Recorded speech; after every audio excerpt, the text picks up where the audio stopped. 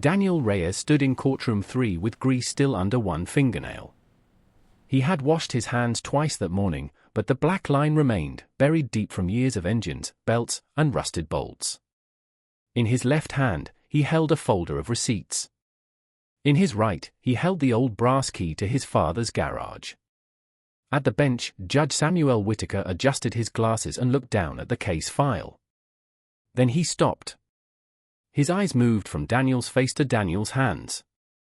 On the edge of the judge's desk sat a folded repair invoice. Daniel saw the corner of it first. The paper was stained with a small thumbprint of motor oil. Written across the total line were 2 words. No charge.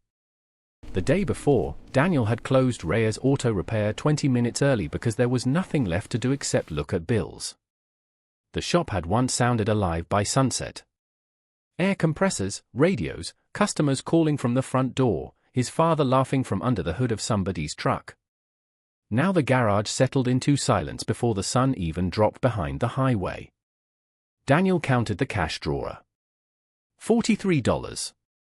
He counted it again, as if the second time might respect him more. On the counter sat 3 notices. One from the bank. One from the parts supplier. One from the court. The last one had the date circled in red, hearing tomorrow, 9 a.m. If the judge approved the creditor's request, Daniel could lose the lifts, the diagnostic machine, and the compressor. Without those, the garage would still have its name on the sign, but it would not be a garage anymore. It would be a locked room full of memories. Milo Carter, his 19-year-old apprentice, swept near the office door without making a sound. Daniel noticed him looking at the notice. "It's nothing," Daniel said, turning the paper face down. Milo nodded, but his eyes stayed on the counter. Daniel hated that look. Not pity exactly. Something worse. The look of someone young discovering that hard work did not always protect a man from being cornered. He took his father's toolbox key from a hook near the office, locked the drawer, and shut off the lights. Outside, the sign above the garage flickered once before going dark. On the drive home, rain began to fall in thin silver lines across the windshield. Daniel's pickup coughed twice at a red light. He tapped the dashboard like a doctor lying to a patient. "Not tonight," he whispered. 2 miles past the last gas station, he saw hazard lights blinking on the shoulder. A dark sedan sat angled near the ditch, hood slightly raised. An elderly man in a black coat stood beside it, one hand resting on the door, the other holding a phone that clearly had no service. Daniel slowed. Then he looked at the clock. He needed sleep. He needed to prepare for court. He needed every dollar he could find. He did not need a stranger's problem in the rain. He drove another 50 feet before his hands tightened on the wheel. Then he pulled over. The old man looked relieved but embarrassed, as if being helpless offended him. "Tow truck?" Daniel asked. "If I can get a signal," the man said. Daniel leaned over the engine and listened. The starter clicked, the belt slipped, and the alternator pulley whined just enough to tell the truth. "It'll run," Daniel said. "Give me 10 minutes." It took 32. Rain soaked through the shoulders of Daniel's work shirt. Twice, his flashlight rolled into the mud. The part he needed was sitting in the emergency tray of his own pickup, something he had kept for himself because the truck had been giving him trouble all week. He stood with the part in his palm for a moment. Behind him, the old man coughed into his sleeve. Daniel installed it. When the sedan finally started, the old man let out a breath that sounded like he had been holding more than air. "How much do I owe you?" he asked. Daniel wiped his hands on a rag. "Nothing." The old man frowned. "Son, I don't take work from a man for free." Daniel almost laughed. There were bills waiting at the shop that agreed with him. The old man opened his wallet and pulled out cash. More than the repair was worth. More than Daniel had in his drawer. Daniel looked at the money. Then he looked at the man's hands. They trembled slightly, not from weakness alone, but from age, cold, and the effort of pretending neither mattered. Daniel's father's hands had shaken like that near the end, whenever he tried to hold a wrench too long. Daniel took out an invoice pad from his truck, wrote the car model, the part, the date, and under total, he wrote, "No charge." He handed it over. The old man stared at the words. "Why?" Daniel closed the hood. "Because tonight you were stranded." "That's not an answer." Daniel picked up his toolbox. "It's the only one I've got." He did not tell the man about his father. He did not mention the hearing. He did not say that he needed the money badly enough to feel the refusal in his stomach. The old man folded the invoice carefully and placed it inside his coat. The next morning, Daniel's pickup refused to start. For 10 minutes he sat behind the wheel, turning the key, hearing only the dry click of consequence. The part he had given away had left his own truck limping. Milo arrived early and found him under the hood, sleeves rolled up, jaw tight. "You're going to be late," Milo said. "I know." Milo held up the brass toolbox key. "Take my car." Daniel hesitated. The old Daniel would have said no. He would have protected his pride even from someone trying to help. Instead, he took the key from Milo and handed him the shop key. "Open for me," Daniel said. By the time Daniel reached the courthouse, the hallway was almost empty. His shirt was clean, but one cuff carried a dark smear from the pickup.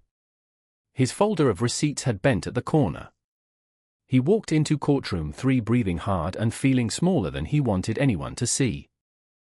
The creditor's representative, Elaine Brooks, sat at the front table with a neat stack of papers. Daniel had met her once.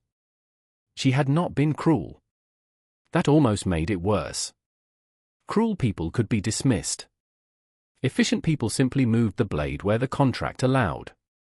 Judge Whittaker entered. Daniel looked up. For one brief second, the judge's face was only a judge's face, composed, distant, unreadable. Then his eyes paused. Daniel did not recognize him at first. Without the rain, without the black coat pulled tight against the cold, without the stalled sedan behind him, the old man from the roadside seemed to belong to another world. But the judge recognized Daniel. Elaine Brooks began. She explained the missed payments, the failed extensions, the value of the garage equipment, and the creditor's request to seize enough assets to satisfy the judgment. Her voice stayed calm. Every sentence sounded reasonable. Every reasonable sentence pushed Daniel closer to losing the only thing his father had left him. Judge Whittaker turned to Daniel. "Mr. Reyes, do you dispute the debt?" Daniel gripped the folder. "No, Your Honor." "Do you dispute the missed payments?" "No, then what are you asking this court to consider?" Daniel opened his mouth. He could have said he worked hard. Everyone said that.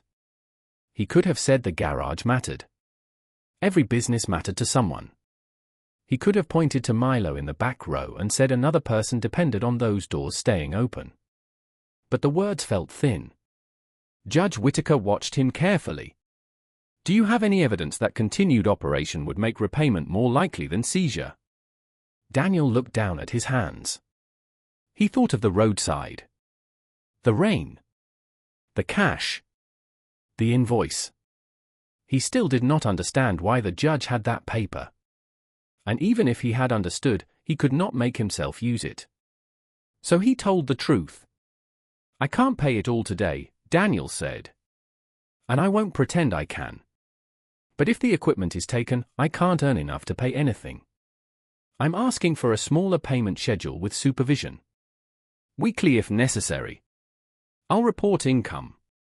I'll accept restrictions. But if the lifts go, the debt doesn't get paid. It just gets buried with the shop." The courtroom stayed still. Elaine Brooks stood. "Your Honor, the creditor has already granted extensions." "I understand," Judge Whittaker said. He reached toward the edge of his desk and unfolded the oil-stained invoice. Daniel felt his throat tighten. The judge looked at the paper for a long moment, then back at Daniel. "Mr. Reyes," he said, "yesterday evening, did you repair a vehicle outside town?" Daniel swallowed. Yes, Your Honor. Did the driver offer to pay you? Yes. And you refused? Daniel glanced at Elaine, then at the floor. Yes.